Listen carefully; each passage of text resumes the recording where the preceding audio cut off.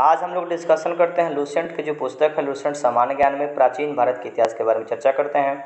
आपको इस चैनल पे प्राचीन भारत और अभी वर्तमान में बायोलॉजी का एक वीडियो रोज़ मिलता रहेगा। रोज़ डिस्कशन के माध्यम से आपको पूरी तरीके से बताया जाएगा और एकदम आसान भाषा में लूसेंट को पढ़ाने का पूरी तरीके से हम प्रयास कर रहे हैं। एकदम एक छोटे छोटे शब्द के बारे में चर्चा करेंगे। आइए सबसे पहले आज हम लोग प्राचीन भारत के इतिहास के बारे में चर्चा करते हैं। प्राचीन भारत का इतिहास है वो क्या बता रहा है उसके बारे में हम लोग चर्चा करते हैं। सबसे पहला पॉइंट यहाँ आपको दिखा रहा है कि भारत का इतिहास कुछ चीज़ है जो कि हम पूरी तरीके से छोटे करके आपको बताने का प्रयास करेंगे। सबसे पहले भारत का इतिहास कहाँ से कहाँ तक फैला है इसके बारे में थोड़ा सा चर्चा करते हैं। उत्तर में हिमालय से लेकर दक्षिण में समुद्र तक फैला यह उपमहाद्वीप भारतवर्ष के नाम से ज्ञात है। यानी कि भारत के इतिहास के बारे में चर्चा करता है तो उत्तर में हम लोगों का हिमालय पहाड़ है और दक्षिण में पूरी तरीके से हिंद महासागर है। यहाँ तक फैला इस देश का नाम पूरी तरीके से भारत है, जिसे महाकाव्य और पुराणों में भारतवर्ष कहा जाता है। पुराण महाकाव्य अपना दो महाकाव्य के रूप में याद रखेंगे।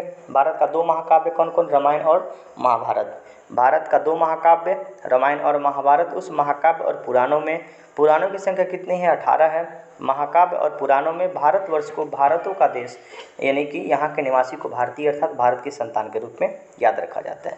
भारत एक प्राचीन कबीला का नाम था। भारत एक प्राचीन कबीला का नाम था। एक राजा हुआ करते थे सुदास।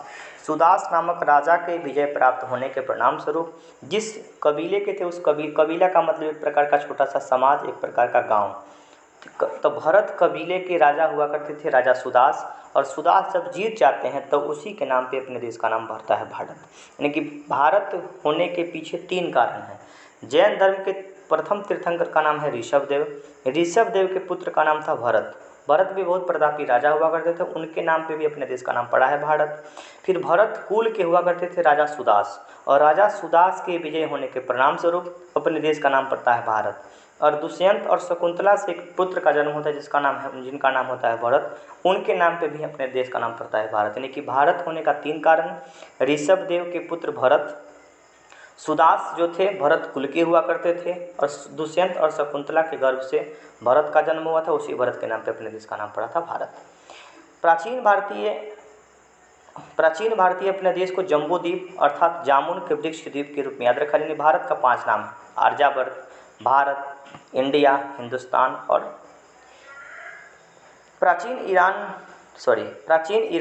ईरानी से इसे सिंधु नाम से जोड़ते थे। ईरानी लोग भारत को सिंधु नदी के नाम से जोड़ते थे। सिंधु नदी के किनारे जो रहते थे उसको हिंदू कहा जाने लगा और हिंदू से शब्द से बना हिंदुस्तान। यानी ईरानी जो लोग हुआ करते थे वो सिंधु नदी के नाम से भारत को जोड़ते थे। सिंधु नदी के किनारे जो लोग रहता था उसको हिंदू कहने लगा और हिंदू शब्द से पूरी तरीक़े से हिंदुस्तान बन गया। यही नाम फिर पूरे पश्चिम में फैल गया और पूरे देश में इस नाम से जाना जाने लगा। यूनानी ने इसे इंदे और अरब ने इसे हिंद कहा था। यूनानी लोग भारत को इंदे के रूप में याद रखा था और अरब ने इसे इंद कहा था। मध्यकाल में इस देश को हिंदुस्तान कहा जाने लगा। जब मध्यकालीन भारत आता है, मध्यकालीन भारत में भारत का नाम हिंदुस्तान कहा जाने लगा है। यह शब्द फारसी शब्द हिंदू से बना है। यूनानी भाषा के इंदे के आधार अंग्रेजी में इंडिया कहने लगा। नहीं, भारत का जो अंग्रेजी नाम है उसे इंडिया के रूप में याद रखा जाता है। विंध्य पर्वत श्रृंखला देश के उत्तर और दक्षिण भारत को अलग करने का काम करता है। यहाँ पे आपको याद रखना है कि ये अपना भारत है तो भारत का उत्तर भारत को दक्षिण भारत से विंध्याचल का पर्वत पूरी तरीके से अलग करता है। विंध्याचल का पर्वत उत्तर भारत को दक्षिण भारत में अलग करने का काम करता है। विंध्य की पर्वत श्रृंखला उत्तर और दक्षिण भारत में बांटती है। उत्तर में इंडो यूरोपियन परिवार की भाषा बोली जाती है और दक्षिण में द्रविड़ भाषा की परिवार बोली जाती है। यानी कि दक्षिण भारत की जो भाषा है उसको द्रविड़ भाषा के रूप में याद रखा जाता है और उत्तर में इंडो यूरोपीय परिवार की भाषा, इसको भारोपीय भाषा कहा जाता है।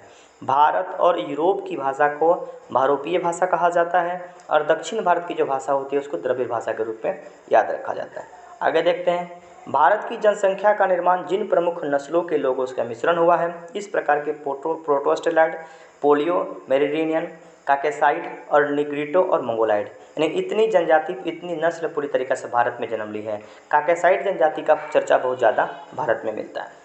भारतीय इतिहास को अध्ययन करने की सुविधा के लिए इसे 3 भागों में बांटा गया है। यानी कि भारत का जो इतिहास है बहुत मोटा पुस्तक हो जाता, इसलिए भारत के इतिहास को 3 भागों में बांटा गया है: प्राचीन भारत, मध्यकालीन भारत और आधुनिक भारत। इसको बांटने का जो श्रेय है ना, सबसे पहले इतिहास को 3 भागों में बांटने का श्रेय जर्मन के विद्वान हुआ करते थे क्रिस्टोफर सेलेरियस ने इतिहास को 3 भागों में पूरी तरीके से बांटा है।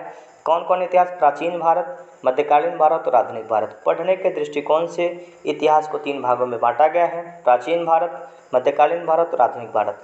इस बांटने का श्रेय किसको जाया जाता है? तो बांटने का श्रेय क्रिस्टोफर सेलेरियस को माना जाता है। इन्होंने ही इतिहास को 3 भागों में बांटा था।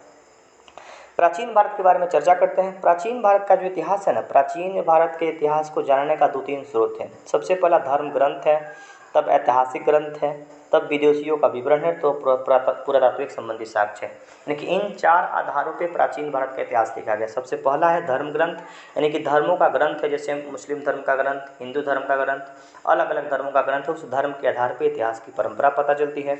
ऐतिहासिक ग्रंथ, अलग अलग राजाओं के बारे में वर्णन मिलता है, उससे हम लोग को पता चलता है। अलग अलग विदेशी यात्री भारत में आते हैं और भारत में आने के बाद अपने पुस्तक लिखते हैं, और उसी पुस्तक से भारत के प्राचीन भारत के इतिहास के बारे में जानकारी मिलती है। चौथा है पुरातात्विक संबंधी साक्ष्य, यानी कि मिट्टी से कुछ ना कुछ बर्तन, सिक्का, मृदभांड, मिट्टी के बर्तन, इन सब के आधार पर इतिहास लिखने की परंपरा शुरू होती है। यहाँ पे एक और याद रखना है आपको कि इतिहास को 3 बराबर भागों में और बांटा जा सकता है। एक कहा जाता है प्रागैतिहासिक काल, एक आध ऐतिहासिक काल और एक ऐतिहासिक काल।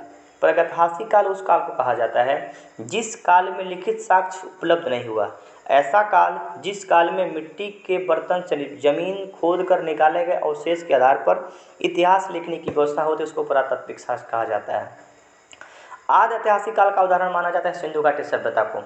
ऐसा काल जिस काल में लिखा हुआ साक्ष्य हमको मिला लेकिन हम उसको पढ़ नहीं पाए, यानी कि ऐसा लिखा था जिसको हम लोग पूरी तरीके से पढ़ नहीं पाए। तो सिंधु घाटी सभ्यता में लिखा हुआ साक्ष्य अलग अलग जगह पर मिला है लेकिन हम उसको पढ़ नहीं पाए, तो नहीं पढ़ने के परिणाम स्वरूप उसको आदि ऐतिहासिक काल का उदाहरण माना जाता है। यानी कि आधा ऐतिहासिक है। ऐतिहासिक काल का मतलब कि लिखा हुआ साक्ष्य हमको मिला, हम उसको पढ़े और समझने के बाद आधार पे काम किए। तो प्रागैतिहासिक काल का मतलब मिट्टी के बर्तन से निकाल के कोई सामान निकाले पृथ्वी से और सामान को निकालने के आधार पर इतिहास लिखे, उसको प्रागैतिहासिक काल। आदि ऐतिहासिक काल का मतलब कि जिस काल में लिखा हुआ साक्ष्य उपलब्ध मिला लेकिन हम उसको पढ़ नहीं पाए, उसको आधा ऐतिहासिक कहा जाता है। ऐतिहासिक काल का मतलब कि ऐसा काल जिस काल में लिखित साक्ष्य उपलब्ध हुआ, हम उसको पढ़े समझे, उसके आधार पर इतिहास पढ़ने की व्यवस्था की, उसको ऐतिहासिक काल का उदाहरण माना जाता है। धर्म ग्रंथ और ऐतिहासिक ग्रंथों से मिलने वाली महत्वपूर्ण जानकारी। भारत का सबसे प्राचीन धर्म ग्रंथ है वेद। भारत का सबसे प्राचीनतम धर्म ग्रंथ के रूप में हम लोग वेद को याद रखेंगे। वेदों की संख्या वर्तमान में 4 है, ऋग्वेद, सामवेद, यजुर्वेद और अथर्ववेद। चारों वेदों को संहिता के रूप में याद रखा जाता है। इस वेद के रचयिता महर्षि कृष्ण द्वैपायन वेद व्यास को माना जाता है। वेद वसुदेव कुटुंबकम का उद्देश्य मानता है, यानी कि वसुदेव कुटुंबकम का मतलब कि पूरा विश्व ही हम लोगों का क्या है, परिवार है। G20 जो मीटिंग वर्तमान में हुआ था उसका थीम भी यही रखा गया था, वसुदेव कुटुंबकम, यानी कि पूरा विश्व हम लोगों का परिवार है। भारतीय परंपरा में वेदों को नित्य तथा अपुरुष मानती है, लेकिन ऐसा माना जाता है कि वेद की जो रचना है ना, कोई पुरुष के साधारण पुरुष के द्वारा नहीं की जाती है। अपुरुष का मतलब कि बहुत भगवान के द्वारा ही वेद की रचना की जाती है। वेदों की संख्या कितनी है? तो 4 है, ऋग्वेद, यजुर्वेद, सामवेद और अथर्ववेद। इन चारों वेदों को संहिता के रूप में याद रखा जाता है। सबसे प्राचीनतम वेद कहा जाता है ऋग्वेद को और सबसे अंतिम वाला वेद कहा जाता है यजुर्वेद को। सबसे प्राचीनतम वेद है ऋग्वेद और सबसे अंतिम वेद कहा जाता है अथर्ववेद को। ऋग्वेद सबसे प्राचीनतम वेद है। जितने भी यज्ञ होता है, यज्ञ के समय मंत्र का उच्चारण होता है वो ऋग्वेद में लिखा गया है। यजुर्वेद में जितने भी यज्ञ के समय में जो कर्मकांड किया जाता है, यज्ञ के समय में यज्ञ का नियम कानून यजुर्वेद में लिखा गया है। यजुर्वेद गद्य और पद्य दोनों में लिखा गया है। भारतीय संगीत का जनक सामवेद को कहा जाता है। जादू टोना भूत प्रेत जितना भी अलौकिक समाज है वो सब कहाँ पे है? अथर्ववेद में चर्चा मिलता है। ऋग्वेद के बारे में थोड़ा सा चर्चा करते हैं। ऋचाओं के क्रमबद्ध ज्ञान के संग्रह को ऋग्वेद कहा जाता है। ऋग्वेद का मतलब कि जितनी ऋचा है, ऋचा का मतलब छोटा छोटा पॉइंट बना के लिखा गया है। ऋचाओं के क्रमबद्ध ज्ञान के संग्रह को ऋग्वेद कहा जाता है। इसमें 10 मंडल हैं, 1028 सूक्त है और वाल लिखित पाठ 11 सूक्त सहित है एवं 10,462 ऋचाएँ हैं। ऋचा जैसे हम लोग अनुच्छेद पढ़ते, संविधान पढ़ते तो संविधान में भाग है, संविधान में भाग है, अनुसूची है, अनुच्छेद है, उसी प्रकार से 10 मंडल है, 1028 सूक्त है और 10,462 ऋचाएँ हैं। ऋग्वेद पढ़ने वाले साधु को, ऋग्वेद पढ़ने वाले ऋषि को होत्री कहा जाता है। ये क्वेश्चन आपको याद रखना पड़ेगा। ऋग्वेद में 10 मंडल, 1028 सूक्त, 10,462 ऋचाएँ, ऋग्वेद पढ़ने वाले को होत्री के रूप में हम लोग याद रखेंगे। आगे देखते हैं, इस ऋग्वेद में आर्यों के बारे में जानकारी मिलती है। देखिए इस वेद में आर्य के राजनीतिक प्रणाली, इतिहास में ईश्वर की महिमा के बारे में जानकारी मिलती है। ऋग्वेद में आर्य जाति जो आया था, आर्य का मतलब श्रेष्ठ होता है। आर्यों की भाषा संस्कृत हुआ करती थी, और जब आर्य भारत में आया था तो आर्यों की जानकारी पूरी तरीके से हमको किस में मिलती है? ऋग्वेद में मिलती है। आर्य का मतलब श्रेष्ठ होता है। आर्यों की भाषा कहाँ थी? संस्कृत थी। आर्य मध्य एशिया से भारत में आए थे। ऋग्वेद के बारे में और भी क्वेश्चन बनता है कि विश्वामित्र जी के द्वारा ऋग्वेद का तीसरा मंडल विश्वामित्र के द्वारा लिखा गया, और ऋग्वेद में तीसरा मंडल में गायत्री मंत्र का पूरी तरीके से उल्लेख है। ऋग्वेद के तीसरे मंडल में गायत्री मंत्र का उल्लेख है, और ऋग्वेद के तीसरे मंडल का रचना गुरु विश्वामित्र के द्वारा किया गया। ऋग्वेद के 9वें मंडल में देवता सोम को समर्पित है। देवता सोम वनस्पति के देवता के रूप में याद रखा जाता है। ऋग्वेद का 8वां मंडल हाथ से लिखा हुआ है। हाथ से लिखे हुए ऋचाओं को खील कहा जाता है। ऋग्वेद के 8वां मंडल में हस्तलिखित ऋचाओं को खील के रूप में याद रखा जाता है। चतुष्वर्णीय समाज यानी कि समाज को 4 वर्गों में बांटा गया था। कौन कौन 4 वर्ग? ब्राह्मण, क्षत्रिय, वैश्य और शूद्र। ऐसा माना जाता है कि ब्रह्मा जी के शरीर से चारों वर्णों का उदय होता है। ब्रह्मा जी के मस्तक से क्षत्रिय का जन्म होता है, ब्रह्मा जी के मस्तक से ब्राह्मण का जन्म होता है, ब्रह्मा जी के बाजू से यानी कि हाथ से क्षत्रिय का जन्म होता है, जांघा से वैश्य का जन्म होता है, और शूद्र का जन्म पैर से होता है। लेकिन चतुष्वर्णीय समाज की परिकल्पना ऋग्वेद के 10वें मंडल में पूर्व सूक्त में ये पूरी तरीके से वर्णन है। 4 वर्ण ब्राह्मण, क्षत्रिय, वैश्य और शूद्र के बारे में चर्चा मिलती है। आदि पुरुष ब्रह्मा के मुख, भुजा, जांघा और चरणों से उत्पन्न हुए 4 लोगों के बारे में चर्चा मिलती है। धर्मसूत्र 4 प्रमुख जातीय स्थिति के बारे में बताती है। व्यवसाय, दायित्व, कर्तव्य और विशेषाधिकार का स्पष्ट विभेद करता है। धर्मसूत्र 4 प्रमुख जातियों की स्थितियों, व्यवसाय, दायित्व, कर्तव्य और विशेषाधिकार को स्पष्ट विभेद करता है। ऋग्वेद में कई परिच्छेद में अधन्या शब्द लिखा गया है। अधन्या का मतलब कि न मारना योग्य होता है, और अधन्या शब्द गाय के लिए ही पूरी तरीके से रखा गया है। क्योंकि ऋग्वेद में आर्यों के सबसे प्रमुख देवता आर्य का सबसे पूरा धन हुआ करता था गाय। एक शब्द मिलेगा आपको इस BC, यहाँ पे समझा देते हैं, और यहाँ पे एक मिलेगा AD। आपको याद रखना है कि ईसा मसीह का जन्म माना जाता है कि 21 ईस्वी में हुआ था। ईसा मसीह के जन्म के पहले की घटना को BC कहा जाता है, और ईसा मसीह के जन्म के बाद की घटना को कहा जाता है AD। AD का मतलब आफ्टर डेथ, एनो डोमिनी। BC का मतलब बिफोर क्राइस्ट। बिफोर क्राइस्ट का मतलब ईसा मसीह के जन्म के पहले की घटना को BC कहेंगे, और ईसा मसीह के जन्म के बाद की घटना को AD के रूप में याद रखा जाता है। यहाँ पे पूरी तरीके से घटते क्रम में होता है कि अगर मान लीजिए कि यहाँ पे 4 होगा तो यहाँ पे 3 होगा, यहाँ पे 2 होगा, और यहाँ पे 1, 2, 3 करके पूरी तरीके से आपका बढ़ेगा। तो महात्मा बुद्ध का जन्म ईसा मसीह के जन्म के पहले घटना घटा था, इसलिए इसका सीक्वेंसिंग पूरी तरीके से उल्टा होगा। ये हम लोग पूरी तरीके से समझते हैं। वर्तमान में प्रचलित ग्रेगोरियन, जैसे वर्तमान में जो कैलेंडर काम करता है वो कैलेंडर ग्रेगोरियन कैलेंडर के रूप में काम करता है। आवाज नहीं आ रहा है। का मतलब ईस्वी पूर्व, और ईस्वी में क्या अंतर है? ईस्वी पूर्व का मतलब कि इसको BC कहा जाता है, बिफोर क्राइस्ट, यानी ईसा मसीह के जन्म के पहले की घटना को BC कहा जाता है। माना जाता है कि ईसा मसीह का जन्म 1 ईस्वी में हुआ था, और ईसा मसीह के जन्म के पहले की घटना को BC कहा जाएगा, और ईसा मसीह के जन्म के बाद घटना को AD के रूप में याद रखा जाता है। आइए इसको पूरी तरह समझते हैं। अभी आपको याद रखना है कि वर्तमान में जो कैलेंडर काम करता है, जो हम लोग जिस कैलेंडर का उपयोग वर्तमान में करें वो ग्रेगोरियन कैलेंडर है। ग्रेगोरियन कैलेंडर ईसाई धर्म का ही पूरी तरीके से कैलेंडर है। वर्तमान में प्रचलित ग्रेगोरियन कैलेंडर ईसाई कैलेंडर जूलियन कैलेंडर पर आधारित है। ईसा मसीह के जन्म के पहले की घटना को ईस्वी पूर्व कहा जाता है, इसको बिफोर क्राइस्ट के रूप में याद रखा जाता है। ईसा पूर्व वर्षों में महात्मा बुद्ध का जन्म हुआ था, इसमें उल्टी गिनती गिना जाता है। महात्मा बुद्ध का जो जन्म हुआ था 563 ईसा पूर्व हुआ था, और महात्मा बुद्ध की मृत्यु 483 ईस्वी पूर्व में हुई थी, यानी कि इसमें हम लोग पूरी तरीके से बैक जाते हैं। इस बात को थोड़ा सा याद रखना है। ईसा मसीह के जन्म के बाद की घटना को AD कहा जाता है, एनो डोमिनी के रूप में याद रखा जाता है। इसमें कोई दिक्कत नहीं है। आगे क्वेश्चन देखते हैं। Vincent Arthur Smith, BA Smith ने प्राचीन भारत का पहला सुव्यवस्थित इतिहास अर्ली हिस्ट्री ऑफ इंडिया 1904 में तैयार किया था। बड़ा इंपॉर्टेंट पुस्तक है।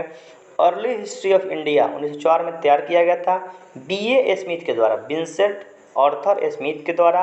प्राचीन भारत का सबसे पहला सुव्यवस्थित इतिहास यानी कि बेहतर तरीके से क्रमबद्ध तरीके से इतिहास लिखने की परंपरा अर्ली हिस्ट्री ऑफ इंडिया लिखने का श्रेय किसे जाता है?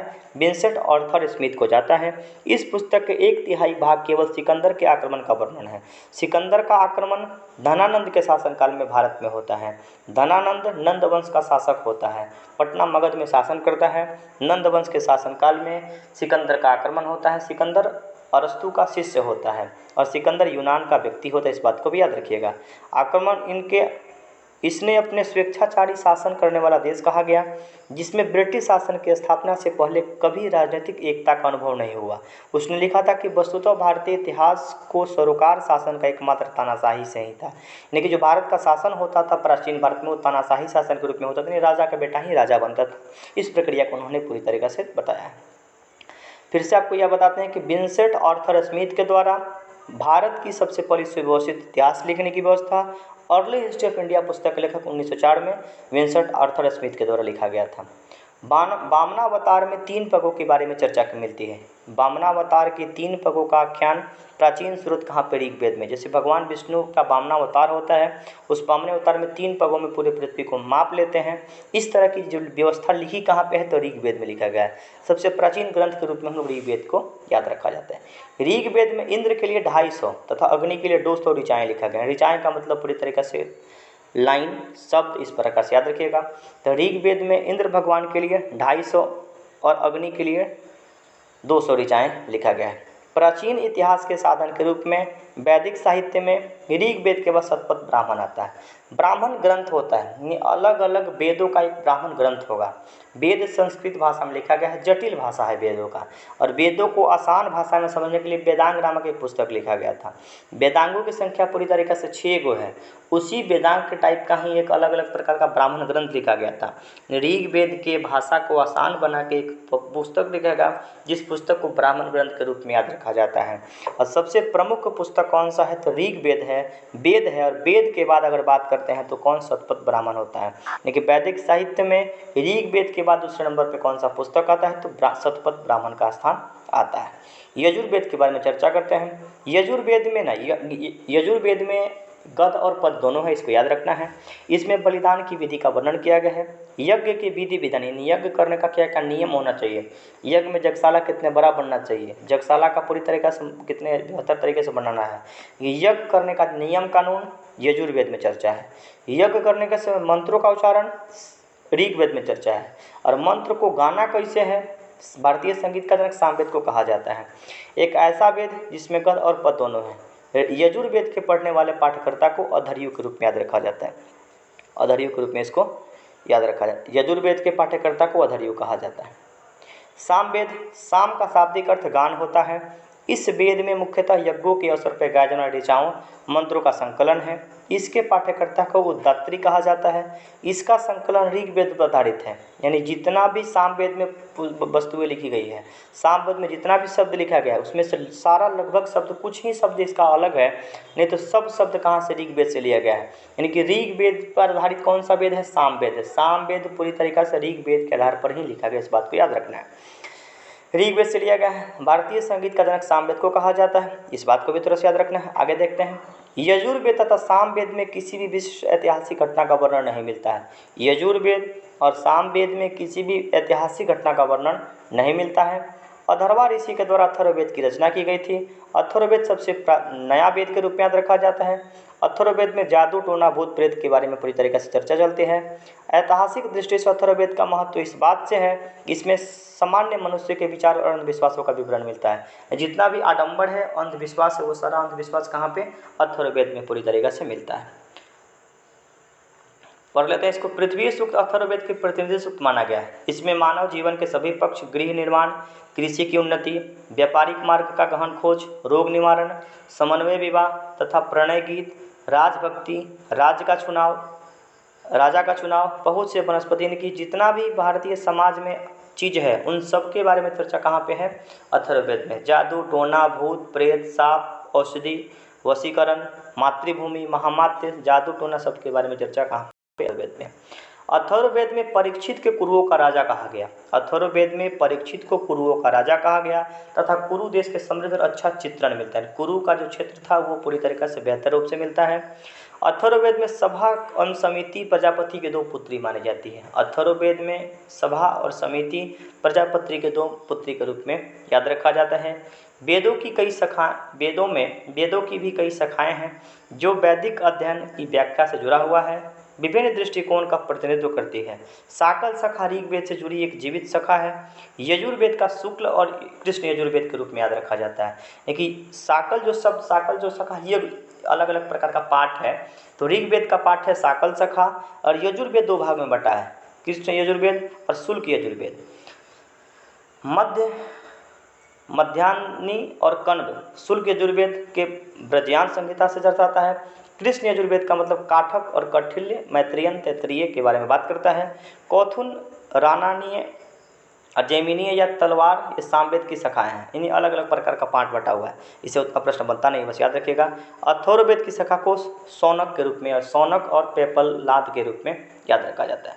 सबसे प्राचीन वेद है ऋग्वेद और सबसे बाद का वेद कौन है? अथर्ववेद के रूप में याद रखा जाता है। आगे देखते हैं ब्राह्मण, आरण्यक और उपनिषद।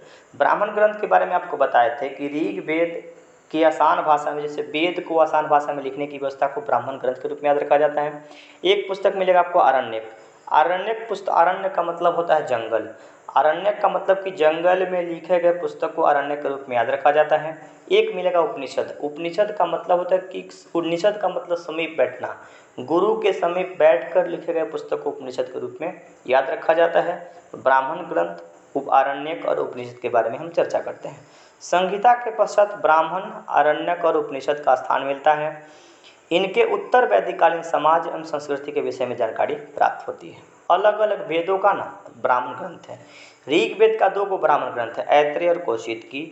यजुर्वेद का ब्राह्मण ग्रंथ तैत्तिरीय और शतपथ।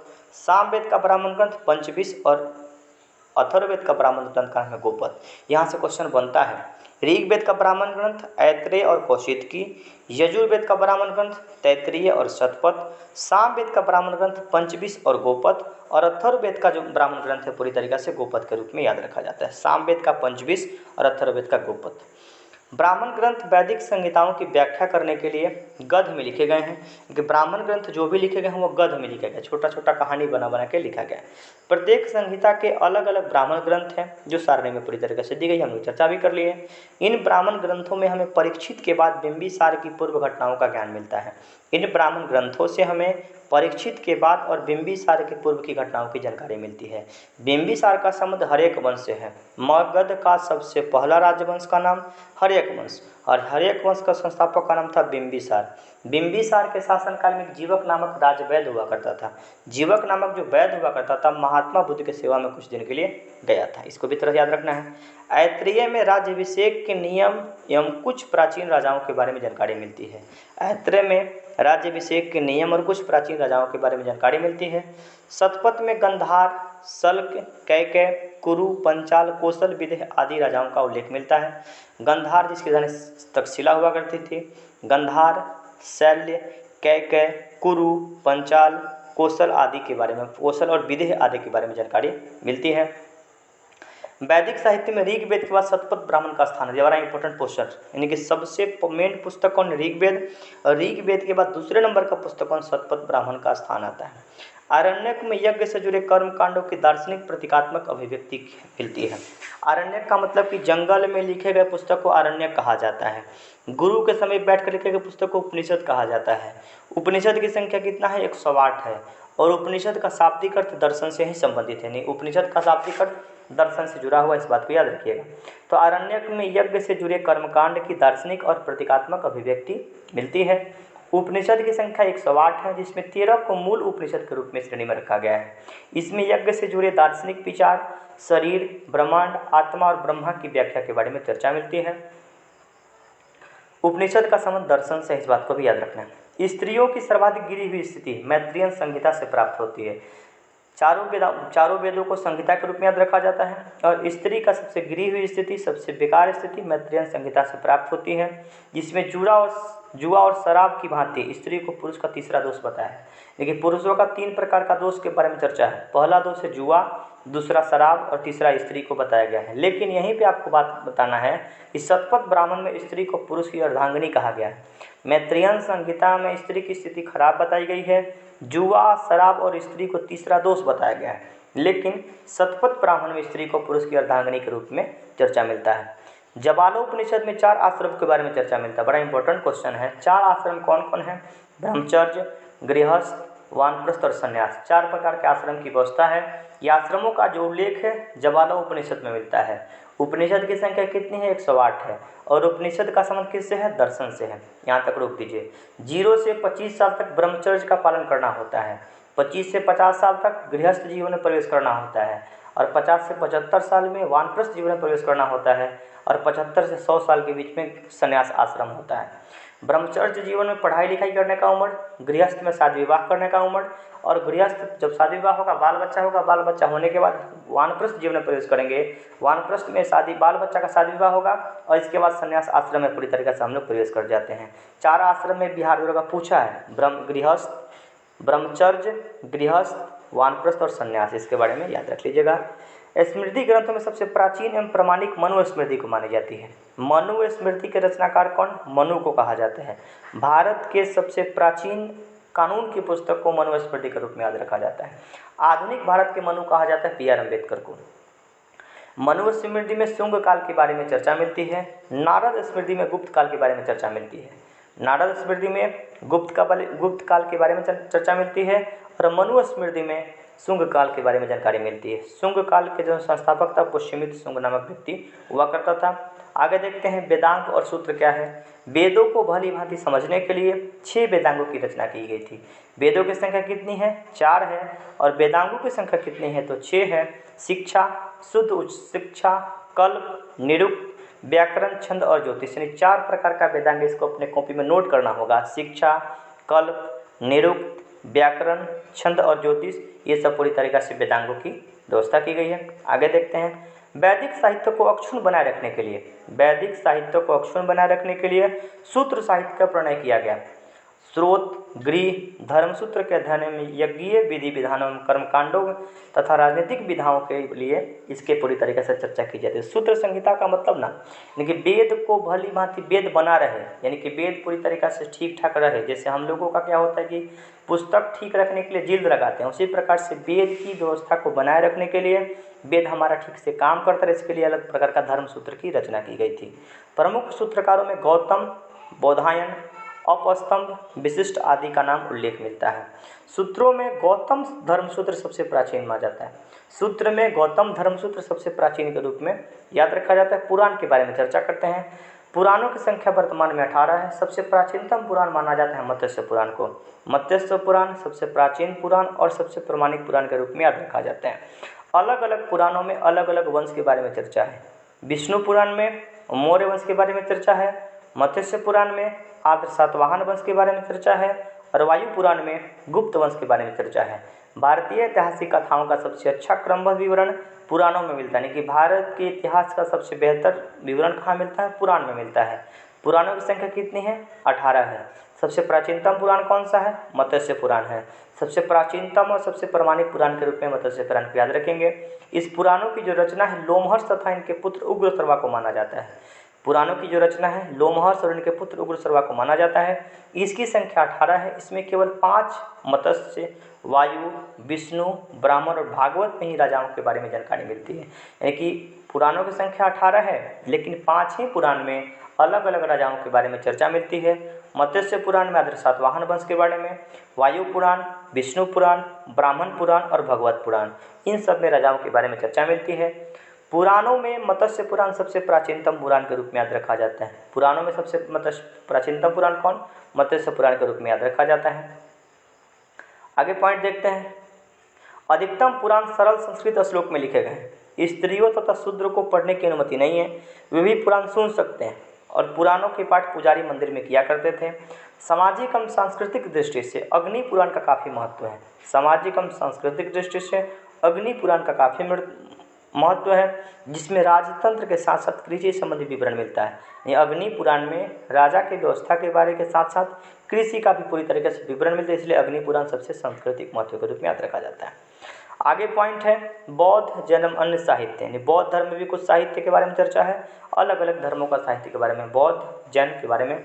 जातक एक पुस्तक है, जातक पुस्तक में महात्मा बुद्ध के पूर्व जन्म की कहानी लिखी हुई है कि महात्मा बुद्ध के जन्म के पूर्व की घटना क्या थी उसके बारे में चर्चा है। जातक में बुद्ध के पूर्व जन्म की कहानी वर्णन है। हीनयान की प्रमुख पुस्तक कथा वस्तु, जिसमें महात्मा बुद्ध के जीवन चरित्र की अनेक कथाओं का चर्चा है। बौद्ध धर्म दो भागों में बढ़ जाता है, एक हीनयान और एक महायान। हीनयान का मतलब कि महात्मा बुद्ध के विचारों को मानने वाला हीनयान, और महात्मा बुद्ध को मूर्ति बना के पूजा करने की व्यवस्था महायान। कनिष्क का संबंध बौद्ध धर्म के महायान शाखा से संबंधित है।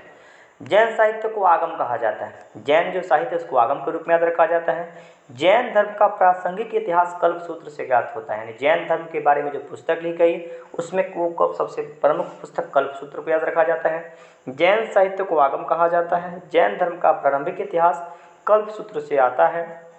जैन धर्म भगवती सूत्र से महावीर की जीवन कृत्य और अन्य समकालीनों के बारे में चर्चा मिल जाती है। अर्थशास्त्र के लेखक चाणक्य, कौटिल्य या विष्णुगुप्त। चाणक्य का है 3 नाम, कौटिल्य, विष्णुगुप्त और चाणक्य। यह 15 अधिकरण और 180 प्रकरणों में विभाजित है। इसमें मौर्य काल के बारे में पूरी तरीके से जानकारी मिलती है। अर्थशास्त्र के अनुवादक कौन थे? साम शास्त्री नामक व्यक्ति अर्थशास्त्र का अनुवाद करने का काम किए थे। संस्कृत साहित्य में ऐतिहासिक घटनाओं का क्रमबद्ध लिखने का प्रयास कलहन के द्वारा किया गया था।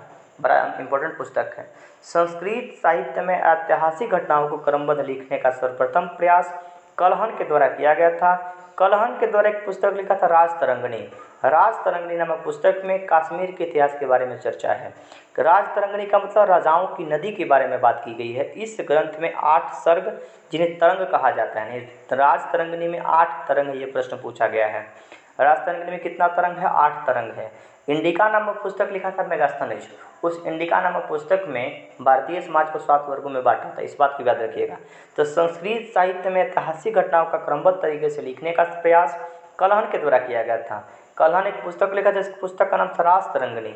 और राजतरंगिणी में कश्मीर के इतिहास के बारे में चर्चा, इसमें 12वीं शताब्दी से लेकर कश्मीर के शासन के बारे में चर्चा है। अरबों का सिंध विजय का वृतांत चचनामा में मिला है। चचनामा एक पुस्तक है, जिस पुस्तक अली अहमद के द्वारा चचनामा पुस्तक लिखा गया था। चचनामा पुस्तक में अरब के लोग सिंध पर किस प्रकार से विजय को प्राप्त करते हैं। अष्टाध्यायी पुस्तक के लेखक पाणिनि। अष्टाध्यायी संस्कृत भाषा व्याकरण की पहली पुस्तक, यानी संस्कृत के व्याकरण की पहली पुस्तक का नाम अष्टाध्यायी।